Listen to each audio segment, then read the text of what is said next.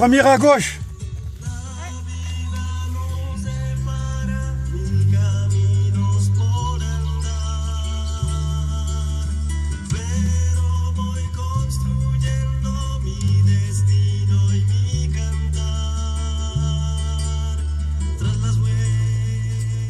Vous êtes toujours sur RCF en Berry. J'espère que cette musique colombienne proposée par Daniel Bejarano. Daniel est directeur et colombien et directeur du festival Oro al Sancocho dans Ciudad Bolívar à Bogota. Daniel, alors simplement pour remettre un petit peu... Et même de Colombie, des films donc faits souvent avec les habitants dans cette perspective participative, et tous ces petits films, on les a envoyés à des festivals, des grands festivals en Colombie.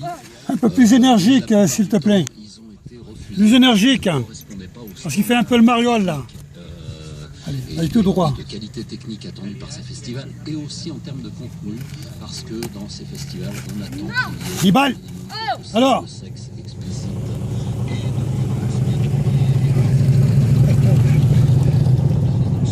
Allez, vas-y, tourne-le. Un peu plus énergique. Ça fait qu'ils étaient pas acceptés par les grands festivals. Non, c'est pas... Attrape-le par le licor s'il le faut. Nibal, Ça suffit. leur soutien financier, leurs moyens qu'ils ont pu avoir, parce que il évoquait le fait de faire de la réalisation, de T'avances faire des doucement. copies sur Allez. des DVD, de les Allez. envoyer. Il faut bien un peu d'argent J'ai dit quoi? pour tout ça. Hein. Nibal, allez. Il voulait Oui. répondre sur la question. Alors Nibal, avance, juste. Non, Le festival, c'était vraiment la volonté que tous n'hésite pas à l'attraper par le licol, directement.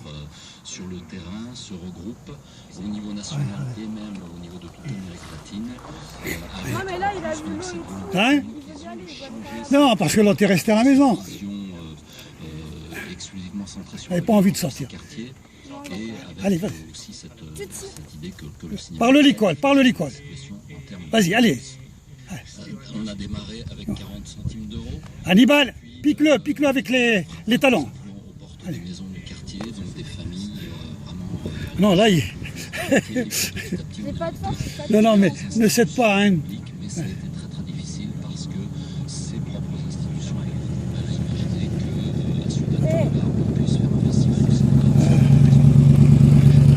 On a eu donc progressivement de plus en plus de soutien. Tourne de l'autre côté, de l'autre côté. Institutions De l'autre côté, vas-y. ont apporté donc un peu de Non, mais par le licol, directement. Quand il fait ça, il faut que tu sois carrément sur son coup, pratiquement. c'est pas suffisant pour vraiment financer à la hauteur de... Violemment, tire. D'ailleurs, Allez. si Allez, pique les talons en même temps.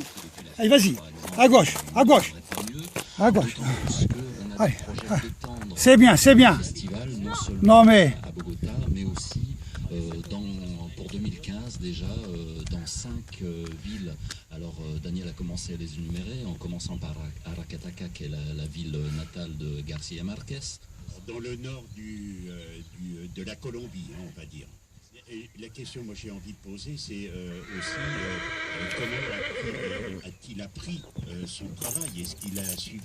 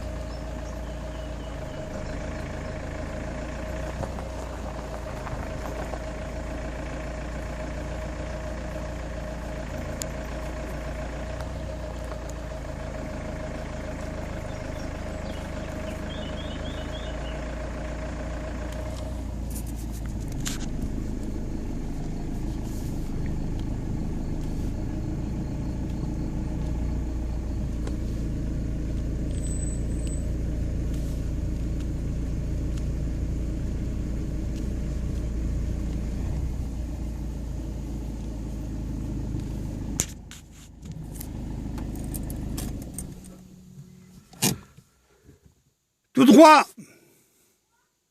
Oui.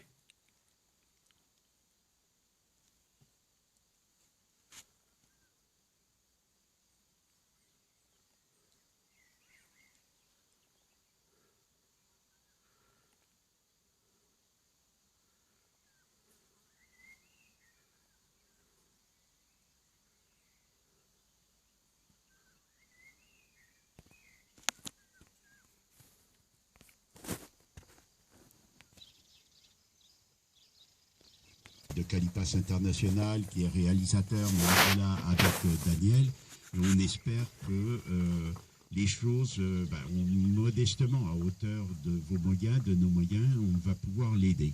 Alors, pour terminer, bon, il a parlé un peu de ses projets, quelle est un peu la thématique, un peu la prochaine réalisation, même si c'est souvent des très courts métrages. Donc c'est quelque chose qui reprend un peu leur propre histoire. C'est vraiment sur le fait de comment arriver à faire des films dans un quartier. Donc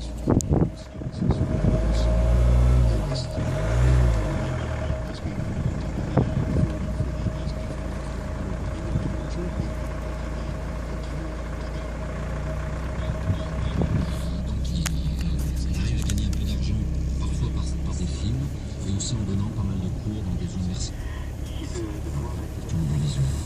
Ouais, et écoutez, de toute façon, je pense que cette émission qui a été la première du genre, vraiment avec un ami colombien et fort sympathique de suivre tous les Colombiens et les Latino-Américains, et de plus, un ami français traducteur, comme tous les Français sont sympathiques, je l'extrapole vraiment, c'est vrai que c'est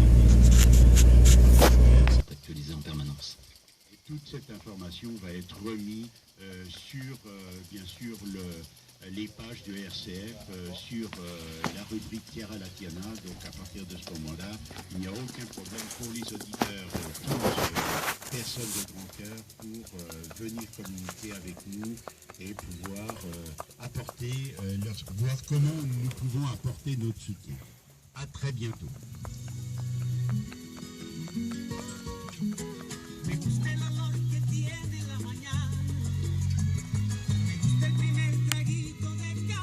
C'est en deuxième section, c'est-à-dire dans la réserve.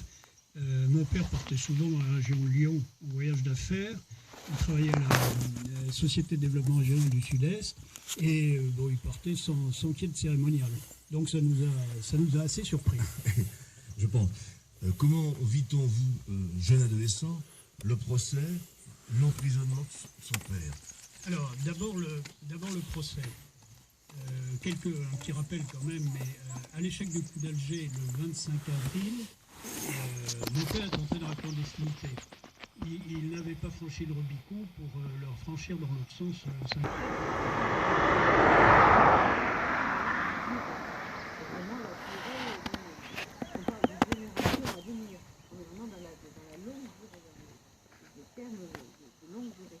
On va parler du projet plus précisément parce que j'ose espérer que certains auditeurs qui nous entendent aujourd'hui vont participer à la rappel qu'il y a une réunion qui aura lieu demain vendredi à 20h. Il continue à faire le mariole. Non, tu passes par là, double-moi par là. Hannibal, tu fais pas le fou, hein, sinon tu vas avoir ça. Tu restes sur la route, hein.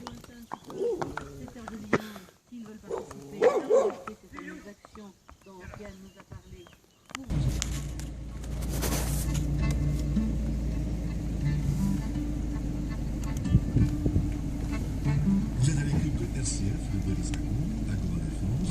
Là, tu vas sur la pelouse. Pour nous parler de son père, protagoniste de Couche d'Alger, en avril 1961. Comment votre maman et vos 6 frères et sœurs ont-ils vécu cette épreuve? Votre père avait-il envisagé les conséquences de cette aventure pour son épouse et ses enfants?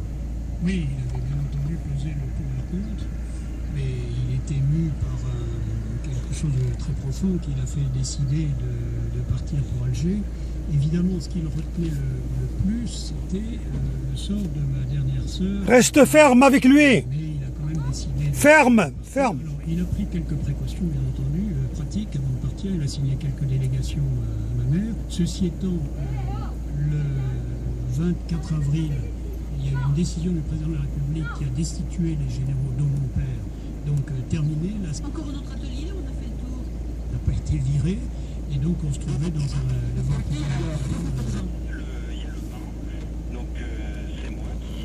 C'était est-ce qu'il va être condamné à mort ou pas, fusillé ou pas. Enfin, une fois ce problème-là résolu dans le bon sens en ce qui nous concerne, c'était le problème matériel.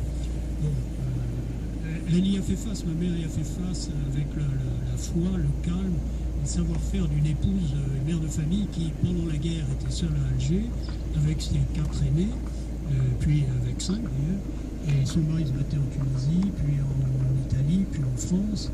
Bon, elle assurait le quotidien, mais elle redoutait, comme toute femme de militaire, l'arrivée de gendarme, le sang, la mort de combat de son mari.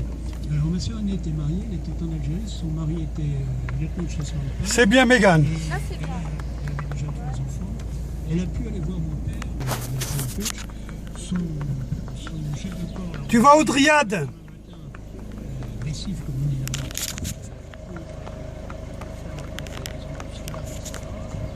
Et quand il est revenu, il a pris beaucoup de chèques. Donc il a donné son émission de la tête du dos. Et puis le gros jeu, c'était la 61.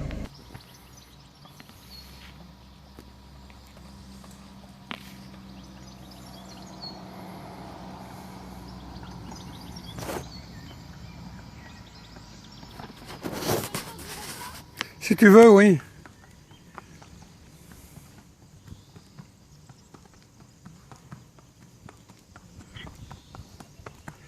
Il a compris que c'est toi la chef?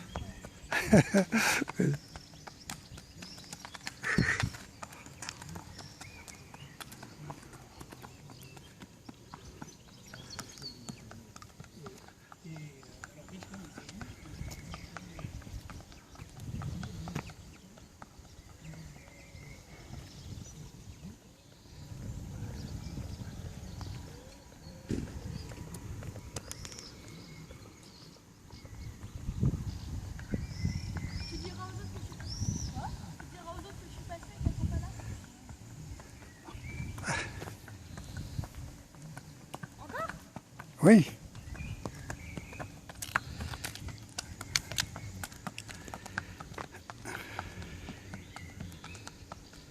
Quand les amis andalous qui m'ont donné cet étalon vont le voir comme ça, ils vont pas le croire. Comme c'est un cheval qui a beaucoup de caractère, et quand on utilise la force avec lui, ça va très mal.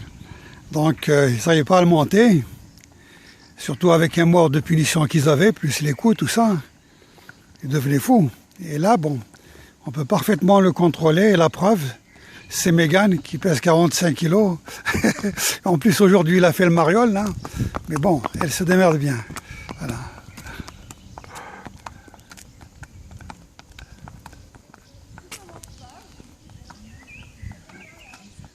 Véronique Lévy, qui a été baptisée il y a 3 ans. Elle relate son histoire dans un ouvrage à l'écriture poétique. À droite. C'est un véritable coup de foudre amoureux que raconte Véronique Lévy dans son livre Mon infinité visage paru aux éditions du Cerf. Ton héritage sera l'Éternel, ton Dieu. Et donc c'est des moines qui sont à l'époque, je découvre ça toujours au catéchuménat, qui sont musiciens dans le temple. Et je suis assez touchée parce que ça coïncide totalement avec ma vision de la terre promise, qui pour moi ne peut en aucun cas être un territoire physique, matériel, qui ne peut pas se conquérir par la force, par les armes, par la violence, ni même par la volonté, mais qui est le lieu de, je dirais, de l'anéantissement dans l'amour. Et donc c'est un peu la vocation de tout chrétien, de se dessaisir de soi, de se décentrer pour épouser pleinement. C'est très timide, parlant peu, très secrète, et je jouais avec un enfant de mon âge qui s'appelait Coralie.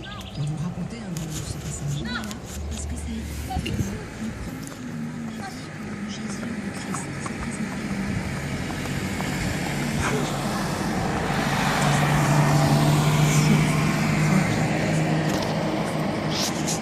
Et qu'est-ce qui s'est passé? Eh bien, cet enfant m'entraîne dans un lieu désert, sur des rochers, et me dit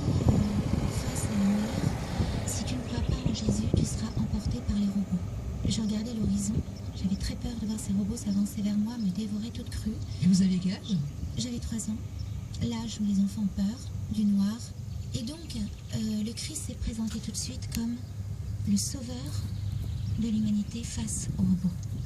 Parole prophétique dans la bouche de cet enfant, puisque je découvrirai bien plus tard le livre de Bernanos, La France ou les robots. Et aujourd'hui, c'est vrai que la technique est ce qu'elle est, c'est parfois formidable, mais parfois il y a aussi ce danger de l'homme déshumanisé, de l'homme Extériorisé de lui-même. voilà, de l'homme virtuel.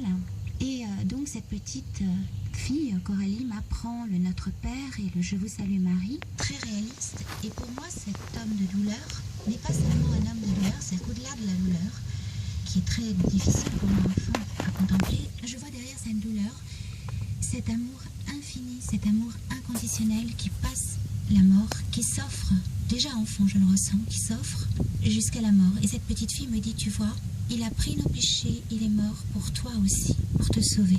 À 3 ans. À 3 ans, parce que sa mère était catéchiste. Alors, enfin, ça s'est passé à 3 ans, les robots, et puis à 4 ans, à 5 ans, parce que chaque été, je retournais sur la plage de la rencontre, avec un grand R, comme je l'appelle, puisque c'était avec Jésus pour moi, et cet enfant me parlait à chaque fois de Jésus. À travers elle, le Seigneur m'enseignait. Et c'est vraiment pour ça que je l'ai dédié à la petite Thérèse, parce que c'est vraiment le psaume 8. De rendre grâce et de faire mémoire et une mémoire de tous ces moments, de tous ces clins d'œil, de tous ces passages du Seigneur dans ma vie, de toutes ces rencontres.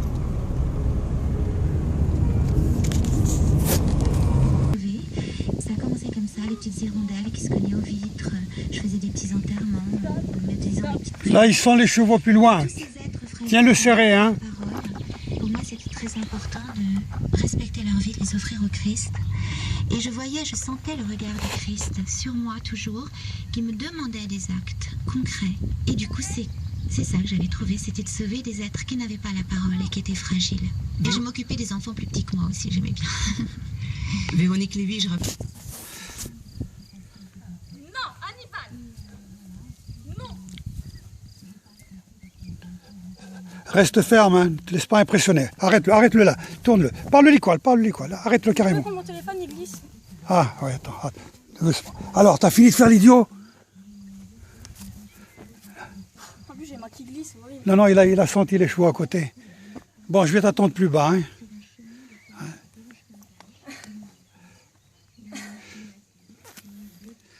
Ah, il fait toujours le fou, hein. Oui. Ah, il fait un peu trop le fou même. Non, mais tu tiens bien, c'est bien. J'ai plus de main. Je suis content. Ouais.